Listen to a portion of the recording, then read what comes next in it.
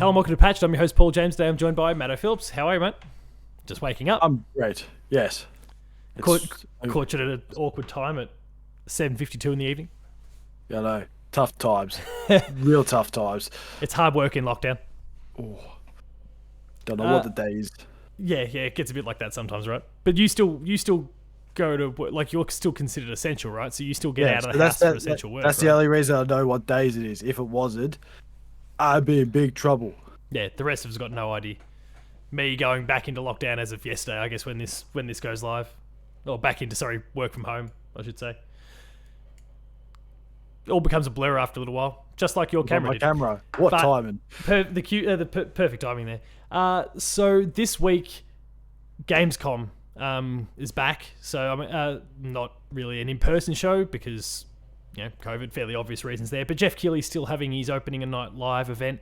He's basically got 3 big events every year now between his E3 kickoff, this, and then the Game Awards at the end of the year. He's really just trying to take over the games industry.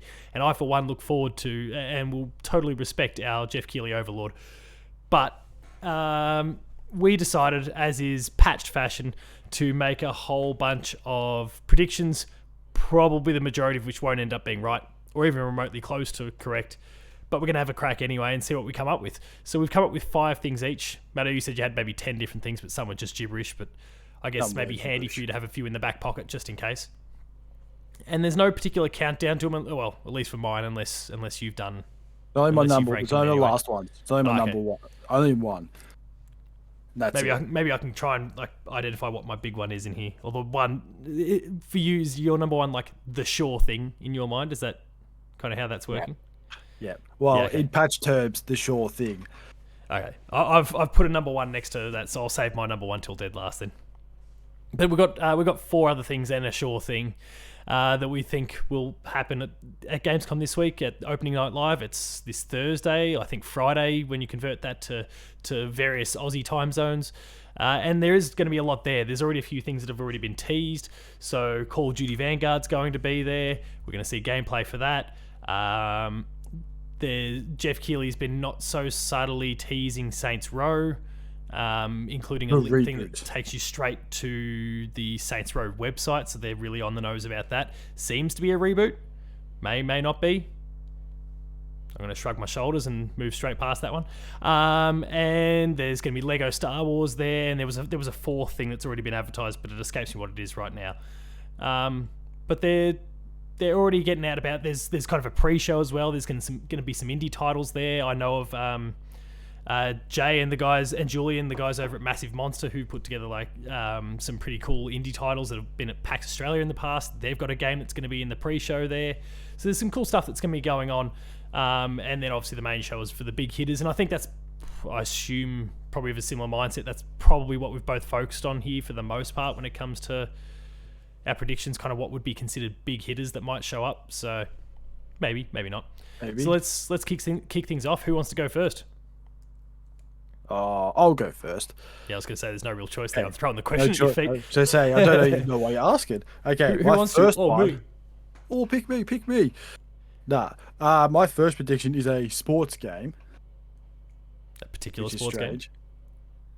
Yes, it's not a yearly sports game. We'll say that. It's not a yearly sports game, and it doesn't involve a ball. And next year is 2022, which is the Winter Olympics. So I'm thinking that there will be another steep game. Oh, okay. Yeah, right. There was a few hoops we had to jump through to get there, but okay. Yeah, I guess I could see that. Yeah, because the Winter Olympics just going to be when the Winter Olympics are supposed to be, or is everything just kicked back a year now, like the Summer Olympics? From what I'm aware of, they're February next year, from what I know. Short turnaround, but okay. Short turnaround? No, not really. Well, between Olympics is... Well, Tokyo was delayed a year, so good point. Tokyo just messed everything up. But considering Steve came out, was it 2017 or something? It was a long time ago. Yeah, 17, 18, something like that. I think it was before the other Winter Olympics then, because they had DLC for that. And I thought, everyone gets on board with all the sports things. Because everyone was getting all crazy about that Tokyo Olympic game. The Tokyo Olympics game. There's always one, a licensed one. And I'm thinking, well, why not? if Ubisoft was smart enough to just have another Steep game ready I could see to it. go. So hopefully there's less trees in it this time, if there is. I think the team that did Steep, though, is doing that Riders Republic that comes out in a couple months. So unless they've kind of been working the two things side by side, or... Yeah, I think Riders Republic's October, or something like that. There you go. Towards the end of this year. So, I mean, it'd be cool. Maybe it doesn't come out in time for the Olympics, but somewhere in 2022 kind of checks out. I can see that. Well, I'll see your skiing and snowboarding and raise you a shitty Witcher. I think Breath of the Wild 2 is going to be there. Jeff Keighley does a really, really good job of working with Nintendo over the past. He's debuted some cool stuff, including Breath of the Wild twice. I think he showed off the original Breath of the Wild there in exclusives that other companies, other presenters just weren't getting. And I suspect he'll kind of keep going down that path. I initially thought, Metroid might be the thing. Like, you'll show off Metroid Dread, but that's a month and change away by the time the thing comes along. There's probably not that much that you need to show or really say. So why not go for Nintendo's biggest hitter? So, I mean, I'm hoping that Breath of the Wild 2 doesn't give me the shits just like the original did. I hope that they listen to us. Our millions of listeners probably tagged Doug Bowser and Miyamoto and everyone at Nintendo and let them know our thoughts and how they needed to change it. And hopefully all those people have given great examples of how a sword should be used. Yeah. Without breaking after 3 hits. I just hope it's more like old school Zelda.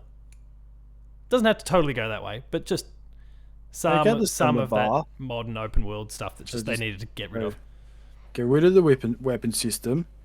Get rid of the stamina bar. Give me a master sword that doesn't even break. Just bring back the fishing. Yeah. Then you're set.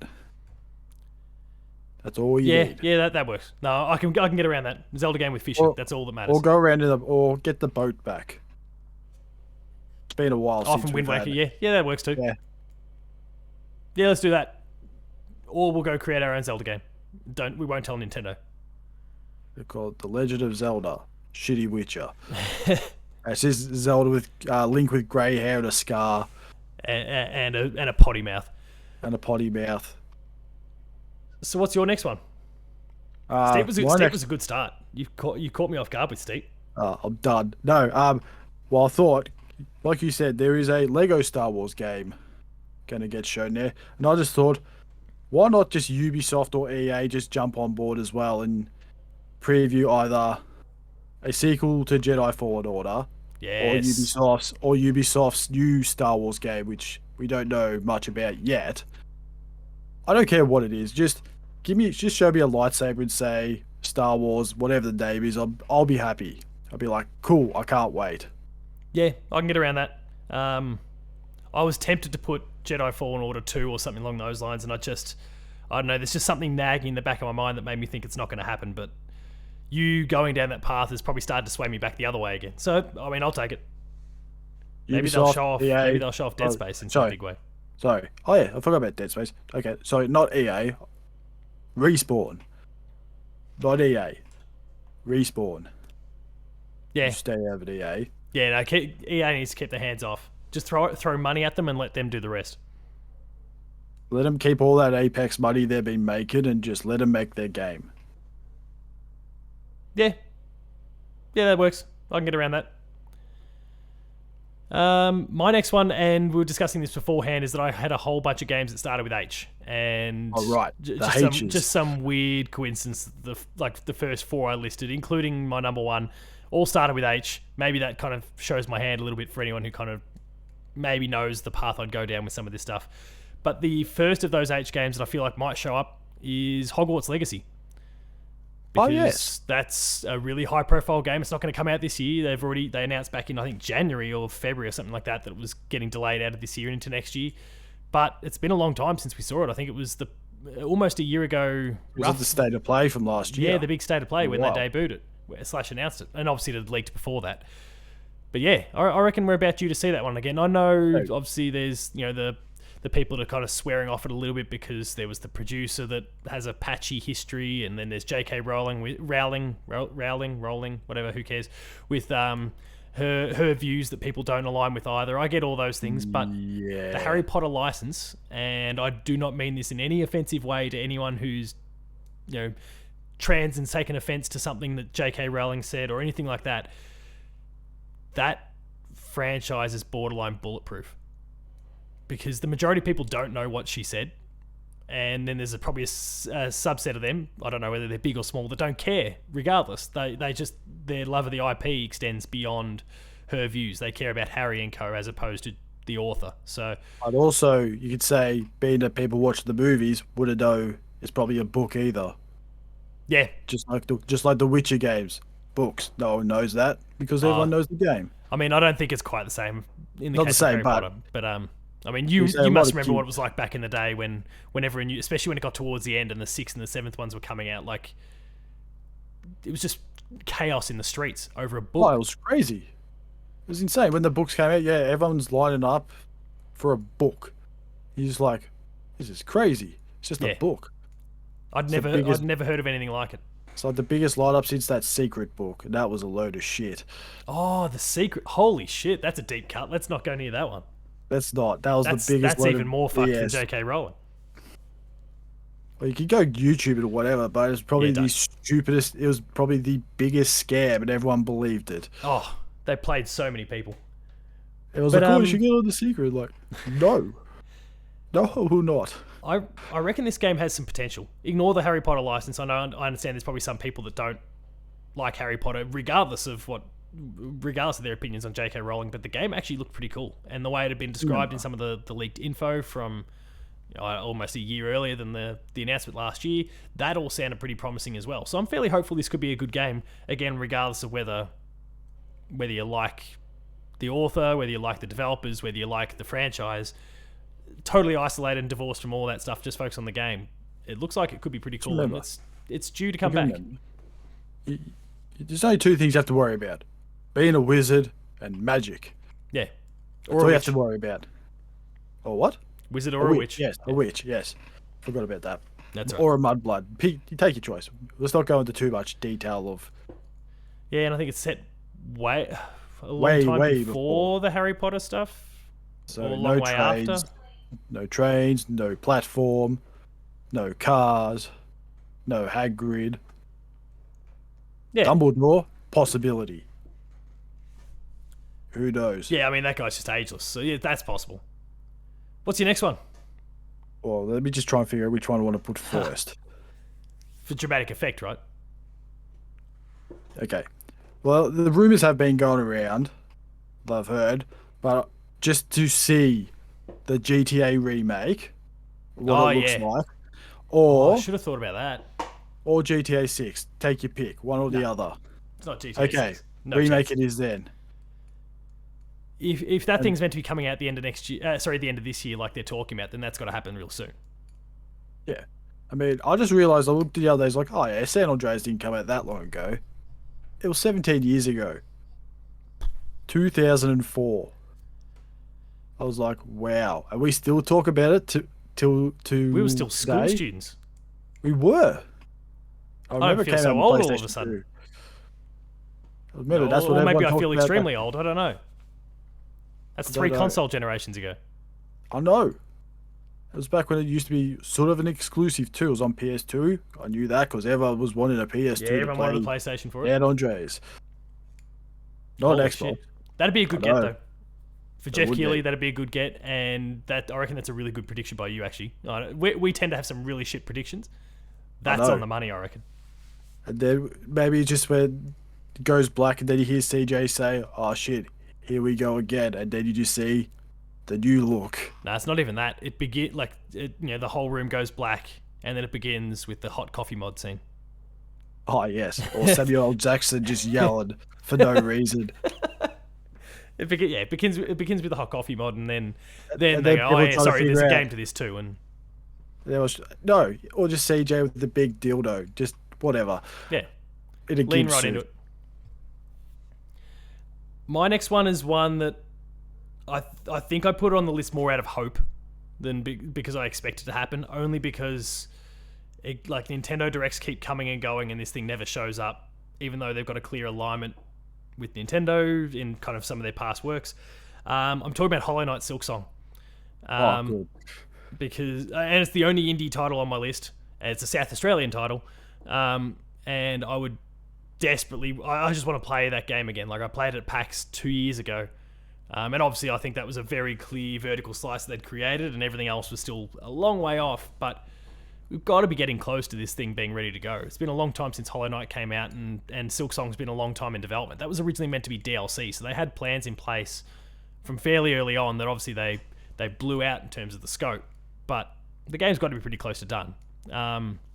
So I'd like to think that maybe we'll see a trailer and potentially even a date, and that date may not be this year, but usually indies, it'll either get a definitive date for the back end of the year, or nothing. It'll just give us nothing at all. So I don't know. Hollow Knight's awesome. I just desperately want to play it. That's one of those games I've got to play. Oh yeah, it's if I ever get around to it. I just spotted it here in my background. Oh. Thank you to right on the top shelf where no one can see. Fangamer for this awesome PS4 thing. Like it's pretty dope. Has that been opened? Yes. Yes. I'm not going to keep cracking into it now, but so I say that as I continue to do it. A patched unboxing. Cool. Patched unboxings. It's a pretty awesome thing there. So good on you, Fangamer. But anyway, can't wait for Silksong. So I reckon that's my next one. Right. Now my one, when you started talking about Nintendo, I thought, oh no, we better not have the same thing. Then I kind of forgot about the H part of your predictions. Yeah, I can't even think of it like an H Nintendo franchise. But I want to see just someone in their hand, just out of the shot, and just bring up the Nintendo 64 Mini. Oh, I mean that'd be kind of cool. Or they say, hey, we're dropping a whole heap of 64 games on for Nintendo Online. Or just the beginning of Checks 64 games for Nintendo Online. I was like, just something. Just give me something to 64. Just bring all those old people back to old memory lane. I'm surprised that, like after PlayStation went with the PS1 Mini, and obviously the PS1 Mini is actually that's sitting right up there too, but it's still unused. Is the equivalent to, like it was the same generation as the 64. I'm surprised to this day that Nintendo didn't go, your PS1 Mini was shithouse.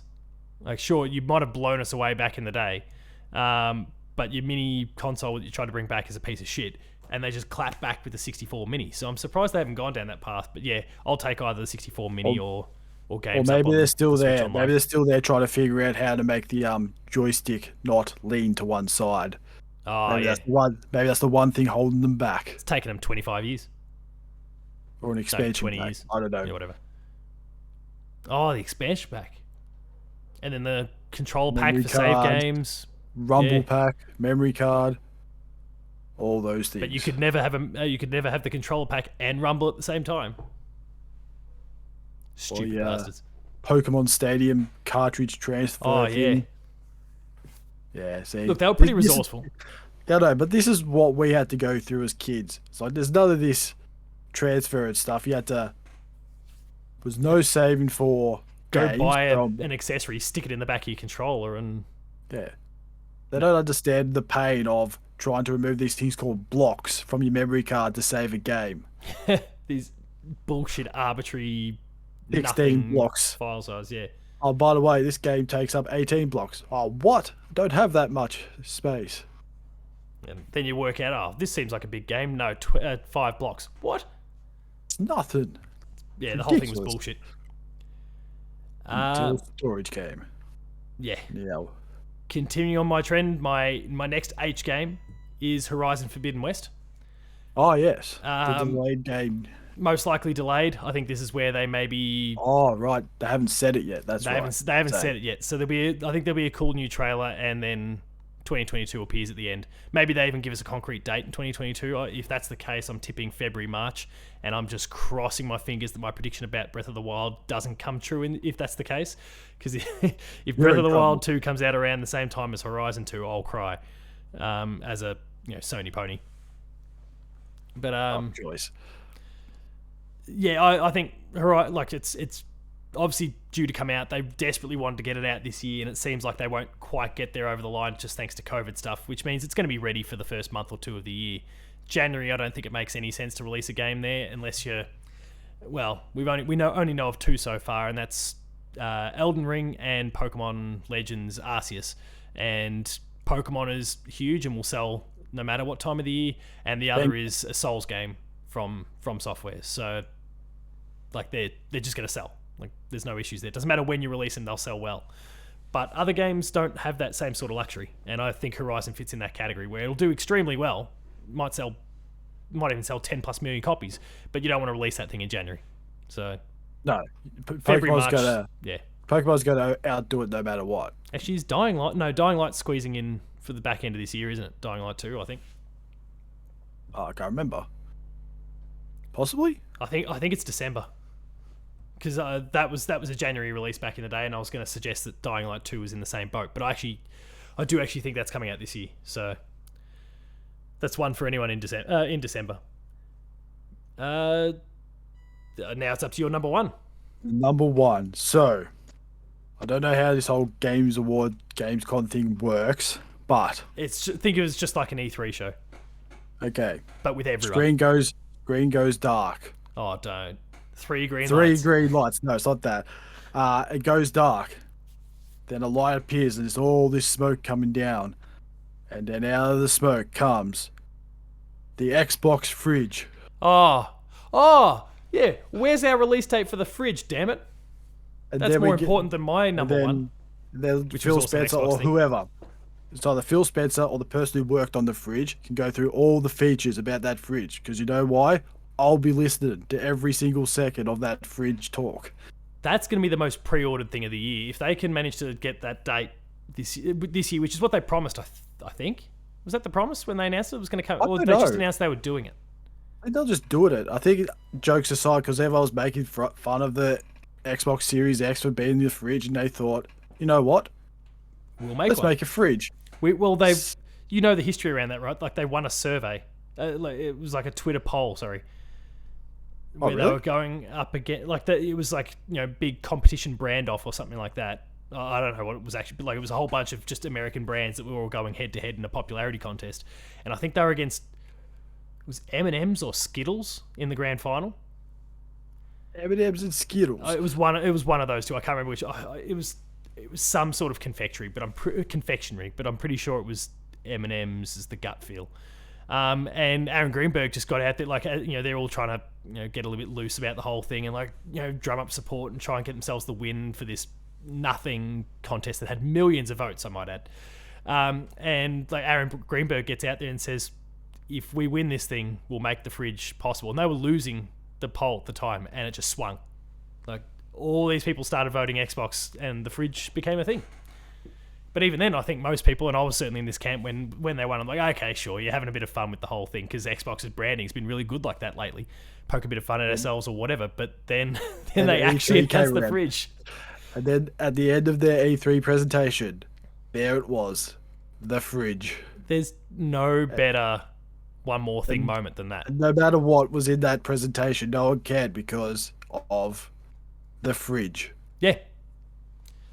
I can't wait for all the features they say. It's probably just a normal fridge, but they'll just go around and just do some tech savvy Forza Horizon thing, and just it's we scanned millions of fridges to come up with the perfect looking fridge and all this rubbish. You open the door and Cortana speaks to you, and look, that's probably the best segue actually over to my number one, which is Halo Infinite. They just announced the other day that the game is going to launch without campaign co-op, specifically online campaign co-op. And they said they're going to add in later, would they? Yeah. So I think they said in the first 2 seasons, which they then confirmed each season is 3 months long. So okay. We'll get campaign co-op during season 2, and we'll get Forge. I guess that would be then season 3, or at least immediately after season 2 wraps up. So, which is going to be season 3. So we're going to have to wait a few months for that. But I think they got the bad news out of the way first, so that they could roll up to Gamescom a week later and say, "But here's the date. You can go. Like Halo's coming out November, whatever." Gameplay, here you go. We brought gameplay for once. Maybe because they had the technical test recently. Maybe there's just an open beta that goes on, because everyone's having an open beta at the moment. That's kind of crazy in that space right now. But yeah, I think Halo Infinite and the release date is almost the surest thing that could possibly happen at Gamescom this year. Or next, so that maybe the Fridge and Halo will come out the same day. Oh, that's a way to say. Oh, limited edition Halo. Just keep in mind, this is also the 20th anniversary of Halo and the Xbox. So a Halo Fridge is on the Xbox Fridge to celebrate Xbox, Halo to celebrate Halo. If they could drop them both on the original Halo launch date. It's just insanity. Just thinking about it. I'm all over it. I'm an Xbox fan now. Fuck PlayStation. Well, that depends. No, if you get the Fridge. Yeah, if I can't get the Fridge, that is a dead no. If I can't get the Fridge, I'll be getting on the email to some of the Xbox PR locally and just start begging. No, please have a Fridge. It'll be shameless. It'll be shameless. And of all things to be shameless about is a Fridge. Not a game, not a console, a Fridge. I'll be desperate. Beyond desperate. But yeah, those are our 5 predictions. So, did you have any little other ideas that were kind of buzzing around in your mind as kind of just backups? Well, yes, there was some gameplay or another trailer from Mass Effect or Dragon Age. Because I haven't heard about them for a while. Tony Hawk 3 remaster. That'd be nice. Preview of Metroid Prime remake, but I don't think we're going to see that. Or we could. Who knows? Could be anything. It was the Saints Row reboot, but it was sort of like for the story, it was like the old Terminator movies where they go back in time and go back to the first one and just try and prevent everything from happening in that first game and all this crap. Yeah, I'm with you. It's pretty much just taking the piss out of the first one instead of whatever. But yeah, checks out. But since it's a reboot, it could be anything. It's not THQ. It's who is it now? I mean, THQ, Deep Silver, they're all still under the same umbrella. There's like under Koch Media or Coke Media or Koch, whatever they call themselves. David Koch. Employees, the company refer to it differently, so I don't know. They don't know, so I don't know, and I don't care. But they're all, and then Volition being the developers, they're all under that umbrella, so that's a cool one. Oh, the other one was a Tom Clancy game, but I don't think we're going to see that. That's not Splinter Cell. That's not Splinter Cell. 3 little lights. That's it. 3 lights. That's all we need. My other little kind of Hail Mary one was kind of God of War. Oh, yes. Horizon's the one, like, since they most likely have to delay Horizon into next year, I don't see any reason why they'd then overshadow that with their own title being God of War. So that's probably no chance. So those are our 5 predictions from Gamescom's Opening Night Live 2021, hosted by Jeff Keighley. Again, there's a pre-show where there's going to be heaps of kind of smaller scale stuff. Again, there's Massive Monster that's going to be there, and a whole bunch of other little indie developers. I'm just quickly scrolling through Jeff's feed now to see what he's already teased. So if we get at least one of them right, I'll be happy. I think we've got a few. This could be one of our best ones yet, which may mean we can never do predictions ever again because we can't. If I get one of mine right, because they're mine are more outlandish than yours. Yeah, I think mine are pretty grounded. So if the Fridge is there, I'm done with predicting. I don't want to predict anymore. Yeah, we can't do any more predictions if we have a good one.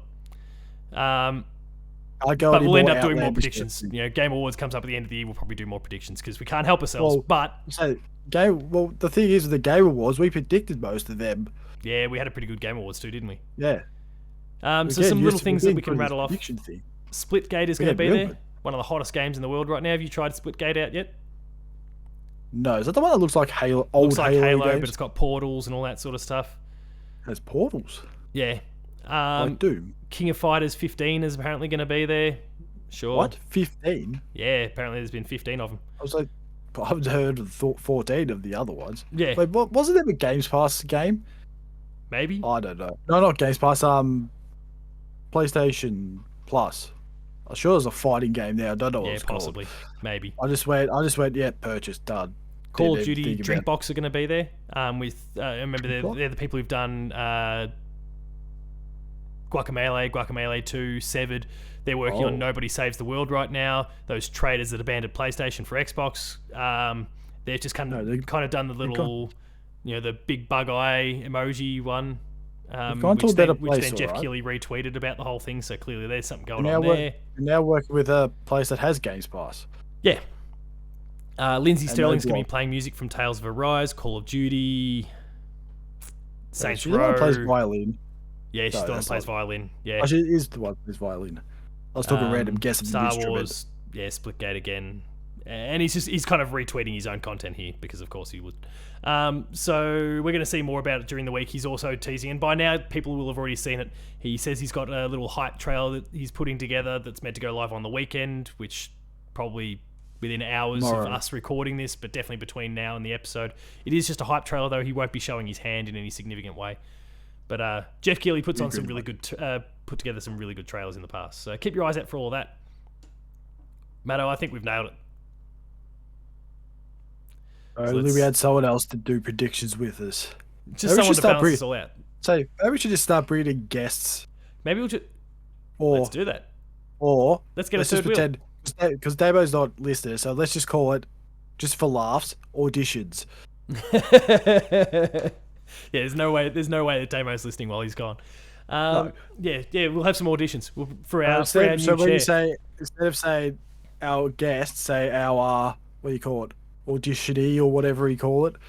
Yeah, I mean, it's just like going on Australian Idol or The Voice or something like that. Like, it's the blind audition. Oh, yes, we can sit out, we can do this, we can just turn around. There we can. Well, we don't have any buttons, but we can just go. Audio listeners, but we like turned around in our seats and then spun around like we liked what we saw in The Voice or something like that. Maybe if we actually described that in the first place, it might have made more sense. And video watchers just watched us spinning around on chairs for no good reason. What are they doing? And could have broken all sorts of things for all we know. Like there's for you. Wires flying all over the joint. I could have done. Yeah. Anyway, we got away with it. If you enjoyed that episode of Patch, please be sure to like, share, subscribe, all the buttons down below, and hit the notification bell. That way you're alerted to every new video the moment it goes live on the channel. That includes Patched, Player 2 Plays, Gamer School, and a whole bunch more. Some awesome stuff there, so please subscribe and go and check it out. Visit the website player2.net.au for reviews, previews, opinion pieces, news, features, links to the podcast series Patch, the Player 2 Pixelcast, and Dev Diary. We're on Patreon, patreon.com/player2au, kicking a few bucks. Lower tiers early access, higher tiers monthly episode exclusives. And finally, there's Twitter. Matto, where can be found? Matto_Phil. Paul James Games for me. The website's player2au. And send through your GamesCom predictions. Why not? Tell us how right or wrong we are.